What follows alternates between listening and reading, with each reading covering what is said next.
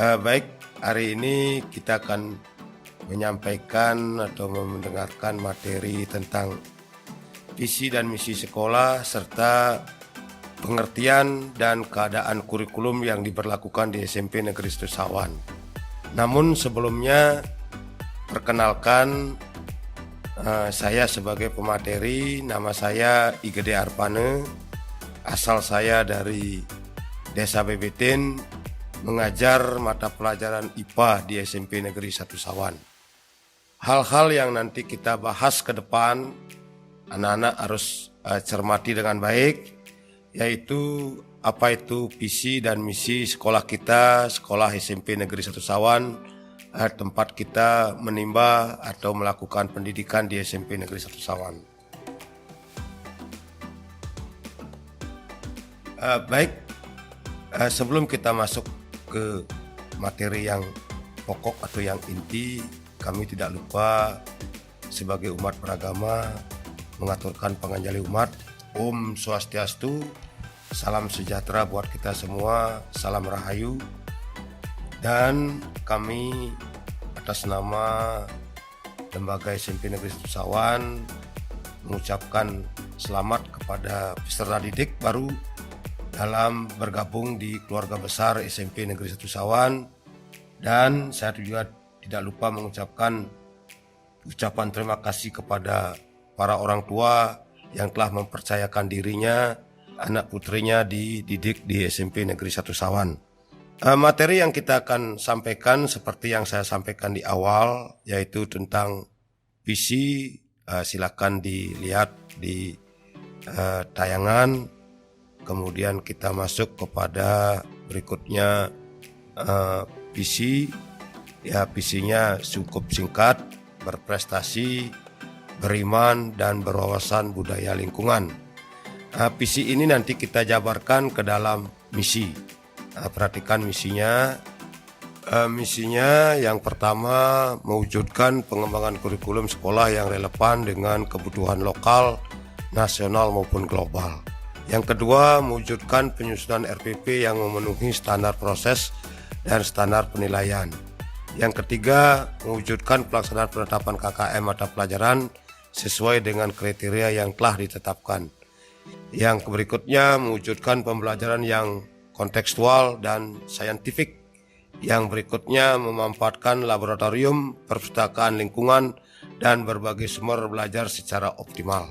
Nah, demikian seterusnya. Nanti bisa dibaca anak-anak di dalam tayangan nanti.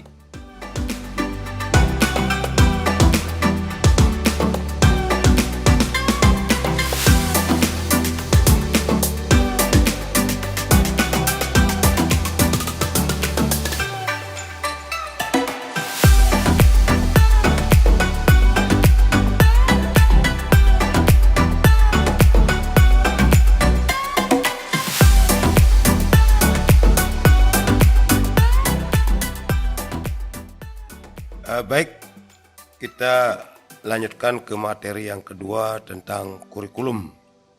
Kurikulum, kita akan mengenal dulu kurikulum, apa sih itu kurikulum. Jadi kurikulum menurut Undang-Undang Nomor 20 Tahun 2003 Pasal 1 Ayat 19, kurikulum adalah seperangkat rencana dan pengaturan mengenai tujuan, isi dan bahan pembelajaran, serta cara yang digunakan sebagai pedoman penyelenggaraan kegiatan pembelajaran untuk mencapai tujuan pendidikan tertentu. Jadi kurikulum yang digunakan di SMP Negeri Setusawan adalah kurikulum 13 atau sering disebut dengan K13. Barangkali anak-anak di waktu belajar di SD sudah mengenal kurikulum K13. Sekarang di tahun 2021-2022 kita masih menggunakan kurikulum K13 atau kurikulum 13. Baik, kita akan masuk kepada struktur kurikulum. Artinya anak-anak, mata pelajaran apa saja dan berapa jumlah jamnya kita lihat dalam struktur kurikulum.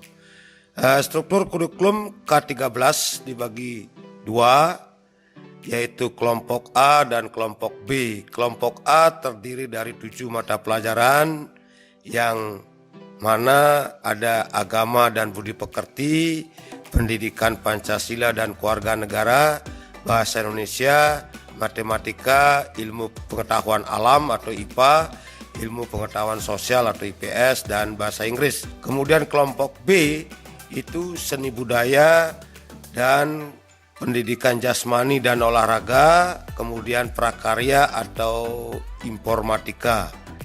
Kemudian dalam kurikulum K13 itu secara nasional ada 10 mata pelajaran, kemudian ada 1 muatan lokal yaitu bahasa Bali. Jadi anak-anak mendapatkan pembelajaran di sekolah itu 11 mata pelajaran, 10 secara nasional dan 1 muatan lokal kita yaitu bahasa Bali. Berapa jam atau jatah waktu yang dijatahkan pada masing-masing mata pelajaran, di sana sudah ada alokasi waktunya. Kalau secara normal artinya tatap muka, pendidikan agama dan budi pekerti itu 3, tetapi di masa pandemi sekarang ini cukup hanya 2 jam. Artinya anak-anak belajar untuk pendidikan agama dan budi pekerti itu maksimum dalam 1 hari itu 2 jam dan seterusnya demikian, sehingga jumlah jam pelajaran, jumlah beban pelajaran dimiliki atau dilakukan oleh siswa itu kalau masa musim pandemi seperti sekarang ini adalah hanya 24 jam. Barangkali setiap harinya anak-anak hanya bisa menerima pelajaran 2 atau 3 mata pelajaran yang bobot waktunya itu 2 dan 3 jam pelajaran. Baik, kita lanjutkan lagi ke pengembangan diri. Pengembangan diri yang ditawarkan atau yang diberikan di SMP Negeri 1 Sawan itu ada 2, ada pengembangan diri wajib atau ekstrakurikuler yang kita sering kenal, ada pengembangan diri pilihan. Pengembangan diri wajib itu adalah kepramukaan atau pendidikan kepramukaan. Sedangkan ekstrakurikuler atau pengembangan diri pilihan itu terdiri dari BMR, Ajak Bali atau Menjajahitan, Tari-Tari Bali, kemudian pencinta alam, KS-PAN, dan lain sebagainya. Nanti tergantung kepada minat dan bakat siswa yang bersangkutan. Nanti setelah lewat masa pandemi ini, kalau bisa tatap muka, nanti bisa kita lihat di sana. Kemudian karena musim pandemi sekarang seperti ini, mungkin ekstrakurikuler atau pengembangan diri wajib kepramukaan itu harus diikuti. Mungkin nanti bisa dilakukan di rumah saja. Salah satunya yaitu kepada siswa nanti salah satunya yang kepramukaan yang wajib adalah takwa kepada Tuhan Yang Maha Esa. Kepada siswa nanti jika melakukan kegiatan-kegiatan persembahyangan, maturan sehari-hari, nanti difoto, kemudian diupload, kemudian dikirim ke grup WA, ke wali kelasnya masing-masing. Berarti kalian sudah melaksanakan pendidikan kepramukaan. Kemudian tentang cinta kepada lingkungan pada saat Anda mengikuti kegiatan kebersihan, kemudian menyapu di rumah, itu difoto atau dikirim nanti lewat WA kepada wali kelasnya, sehingga nanti wali kelasnya tahu bahwa Anda itu telah melaksanakan kegiatan pendidikan kepramukaan. Baik, kemudian kita lanjutkan lagi, ada KKM, kriteria ketuntasan minimum. Artinya di sini anak-anak, berapa sih batas minimum yang harus dicapai oleh siswa setiap mata pelajaran. Jadi KKM dari masing-masing mata pelajaran itu nanti ditentukan oleh guru yang bersangkutan. Nah, saya berikan contoh di sini karena saya mengajar IPA. KKM IPA itu adalah 75. Artinya, jika kalian dalam menempuh ulangan mendapatkan nilai di atas 75, berarti kalian dikatakan tuntas. Kalau nilainya di bawah 75, artinya kalian masih belum tuntas. Nah, mereka atau siswa yang belum tuntas ini wajib mengulang kembali atau dengan kata lain mengikuti remedi. Beberapa kali atau mungkin ada pertanyaan, berapa kali sih boleh mengikuti remedi? Untuk SMP Negeri 1 Sawan maksimum remedi yang dapat dilakukan adalah sebanyak 3 kali. Artinya remedi pertama, remedi kedua, remedi ketiga. Remedi ketiga jika nanti belum tercapai juga standar KKM-nya, maka nilai yang digunakan adalah nilai yang terbesarnya. Nah demikian. Tetapi saya mohon kepada anak-anak, jangan hanya sekedar mendapatkan nilai cukup untuk 75 saja. Raihlah nilai semaksimal mungkin sampai skala 100. Mungkin kalau 100 itu amat baik, mungkin sulit, mungkin di bawah 100, ya minimal Anda mendapat nilai baik dari 84 sampai 92. Itu adalah kategori nilai baik. Kemudian yang kurang di bawah 75. Nah demikian. Di sini saya singgung juga dalam kurikulum 2013 penilaian itu terdiri dari pengetahuan, keterampilan dan sikap. Kalau pengetahuan melalui ulangan-ulangan harian, melalui tugas. Kalau keterampilan itu adalah tentang kegiatan praktikum, kegiatan olahraga dan lain sebagainya. Itu adalah keterampilan. Kalau sikap itu nanti akan dinilai oleh guru yang bersangkutan pada saat tatap muka tentang kejujuran, kedisiplinan dalam Anda mengikuti pembelajaran, artinya ketepatan dalam mengirim tugas, disiplin, jujur dalam melaksanakan ulangan harian, itu nanti sikapnya akan dinilai oleh guru yang bersangkutan. Baik, kita lanjutkan dengan jadwal pelajaran. Ini adalah jadwal pelajaran secara normal ini. Secara normal seperti ini keadaannya. Mungkin karena kita ini di musim pandemi seperti sekarang, kita masih belum bisa tatap muka, maka pelajaran nanti akan diatur oleh wali kelas melalui grup-grup WA. Mata pelajaran apa yang disampaikan, nanti Anda ikuti dengan baik, dengan jatah waktu yang sudah saya tentukan pada struktur kurikulum di depan. Katakanlah agama hanya 2 jam, PPKN 2 jam, dan seterusnya. Kalian bisa lihat di sana. Sehingga kalian bisa belajar yang enak, sehingga nanti Anda mendapatkan nilai yang memuaskan. Baik, kita lanjutkan lagi ke materi yang berikutnya, teknik belajar dari rumah atau belajar jarak jauh. Belajar yang digunakan saat pandemi seperti ini adalah online atau secara daring. Kemudian Anda cukup belajar dari rumah, dan kami mohon kepada orang tua untuk memantau putra-putrinya dalam belajar. Kemudian yang ketiga, memiliki alat pembelajaran secara online, mungkin handphone, kuota internet, dan laptop bagi yang memiliki laptop. Kemudian bagi siswa yang sama sekali tidak memiliki alat-alat pembelajaran online, bisa bergabung dengan teman-teman dekatnya. Di sana kita bisa belajar grup dengan memperlakukan protokol kesehatan yang baik, jangan sampai berkerumun, cukup jaga jarak. Kita bisa lihat dari jauh atau dari jarak 1 meter, 2 meter dengan sistem sound system yang bisa didengar kita semua. Kemudian siswa wajib mengikuti pembelajaran dan mengerjakan tugas sesuai dengan ketentuan. Jadi apa yang ditugaskan oleh guru kalian harus kerjakan. Baik, kemudian kita lanjutkan pada pelaksanaan belajar dari rumah. Siswa wajib masuk grup WA. Artinya nanti kelas A, siapa wali kelasnya, masuk grup WA kelas 7A, kelas 7B juga demikian. Kemudian foto profil nama WA sesuaikan dengan nama asli, nama yang ada di ijazah SD, bukan menggunakan nama panggilan. Kemudian profil WA grup berfungsi sebagai kelas virtual atau kelas online. Semua guru akan memulai pembelajaran melalui WA grup kelas. Jadi semua guru mata pelajaran yang akan memberikan pelajaran di kelas melalui grup WA ataupun dengan yang lain-lainnya. Wali kelas menjadi admin, kamu melaporkan kepada wali kelas, nanti dibantu oleh koordinator kelas. Kemudian yang terakhir, pembelajaran dimulai dari WA grup, dilanjutkan dengan Zoom, bisa Google Form, bisa Google Classroom, dan metode lain yang menyesuaikan dengan guru masing-masing. Nanti ada pengarahan dari guru mata pelajaran bersangkutan. Materi selanjutnya saya akan sampaikan kriteria kenaikan kelas. Artinya bila mana sih siswa itu dikatakan naik kelas? Siswa dikatakan naik kelas apabila pertama, menyelesaikan seluruh program pembelajaran dalam 2 semester pada tahun pembelajaran yang diikuti.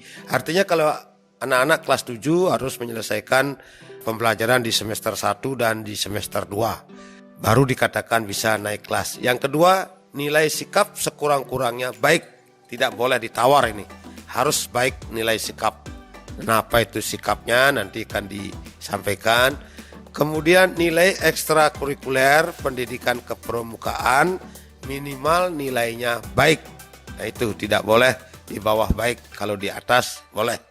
Yang keempat, tidak memiliki lebih dari 2 mata pelajaran yang masing-masing nilai kompetensi pengetahuannya dan kompetensi keterampilannya di bawah KKM. Artinya kalau KKM-nya 75, semua misalkan mata pelajaran 75, tidak boleh ada 2 mata pelajaran yang nilainya di bawah 75. Kalau ada 3 mata pelajaran yang nilainya di bawah 75, berarti kalian dikatakan tidak naik kelas. Nah ini mohon perhatiannya yang baik. Yang berikutnya yang kelima, ketidakhadiran alfa tanpa keterangan maksimal 10% dari hari efektif sekolah. Kalau hari efektif sekolah 120 hari, berarti maksimum boleh alfa hanya 12 kali. Nah ini anak-anak harus dicermati dengan baik. Nah di musim pandemi sekarang ini bagaimana? Nanti ada guru mata pelajaran itu menayangkan atau melaksanakan pengabsenan bagi siswa-siswa yang mengikuti pembelajaran secara online. Nah demikian. Baik, demikian materi visi, misi, dan kurikulum yang bisa saya sampaikan secara garis besar. Sudah barang tentu dengan keterbatasan waktu dan lain sebagainya, materi ini mungkin tidak bisa disimak, bisa Anda nanti bertanya ataupun secara pribadi bisa WA saya karena WA sudah saya cantumkan di sana. Kemudian sebelum kita akhiri, selamat belajar, belajarlah dengan baik, dengan enak. Jangan seenaknya, itu saran dari saya, sehingga nanti mudah-mudahan pandemi ini cepat berlalu, sehingga kita bisa bertatap muka di sekolah, dan kita bisa mengenal lingkungan sekolah dengan nyata, sehingga pada akhirnya nanti Anda dapat melaksanakan tugas dengan baik. Demikian yang bisa saya sampaikan. Sebagai akhir kata, kita aturkan para Santi. Om Santi, Santi, Santi, Om. Baik. Materi selanjutnya tentang perpustakaan atau perpustakaan sebentar akan dibawakan oleh Ibu Nopi. Untuk itu waktu kami serahkan.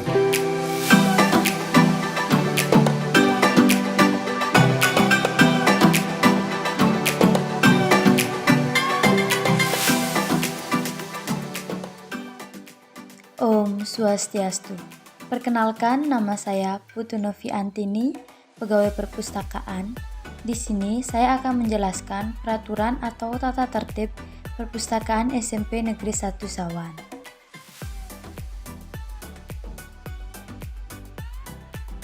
Poin pertama yang perlu diperhatikan. 1. Siswa, guru, karyawan, serta pengunjung lain yang memasuki ruang perpustakaan diharap melapor kepada pengelola perpustakaan dan mengisi buku daftar pengunjung. 2. Selama di dalam ruang perpustakaan, pengunjung harap menjaga ketertiban dan kesopanan supaya tidak mengganggu orang lain yang sedang membaca atau sedang belajar. 3. Setiap peminjam buku, majalah, surat kabar, dan lain-lain harus memiliki kartu anggota perpustakaan. 4. Setiap peminjam diperbolehkan mengambil sendiri buku-buku, majalah, surat kabar yang perlu dipinjam, dan melapor kepada petugas perpustakaan.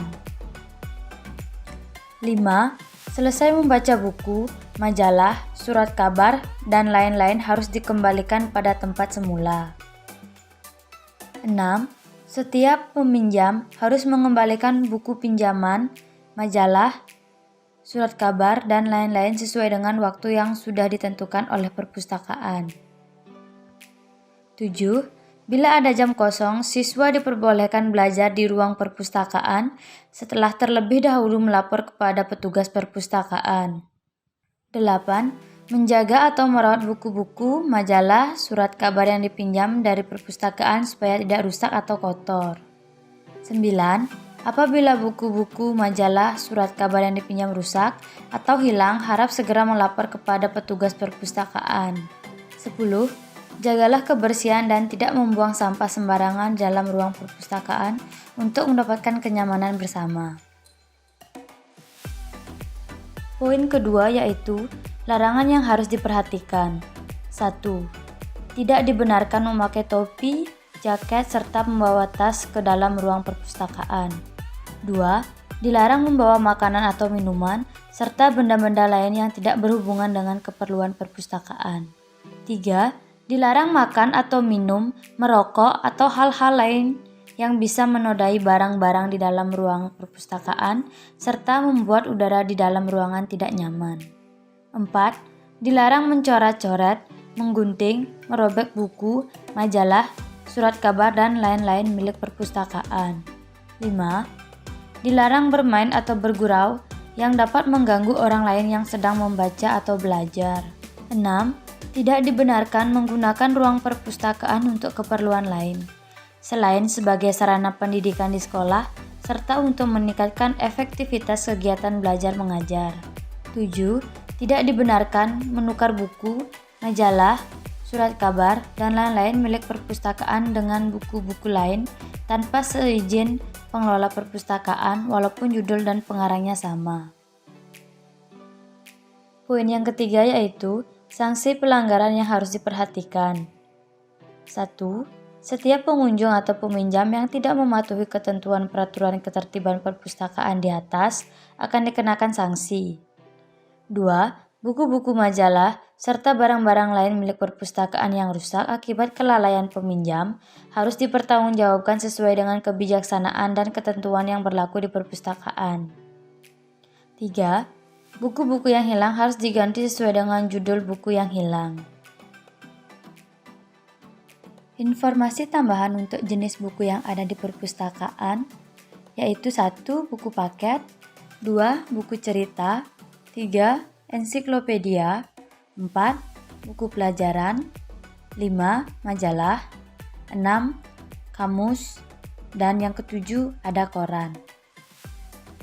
Untuk jam operasional perpustakaan SMP Negeri 1 Sawan dikarenakan dibagi menjadi 2 shift, pagi dan siang, maka setiap hari Senin hingga Sabtu, perpustakaan SMP Negeri 1 Sawan dibuka mulai pukul 7.30 hingga 17.00. Sekian informasi perpustakaan SMP Negeri 1 Sawan. Saya mohon maaf bila ada kata-kata yang kurang berkenan di hati adik-adik. Dan yang terakhir, buku adalah gudang ilmu. Kalau kalian ingin pintar dan cerdas, rajinlah membaca buku agar menjadi generasi yang unggul dan berwawasan luas. Selamat membaca!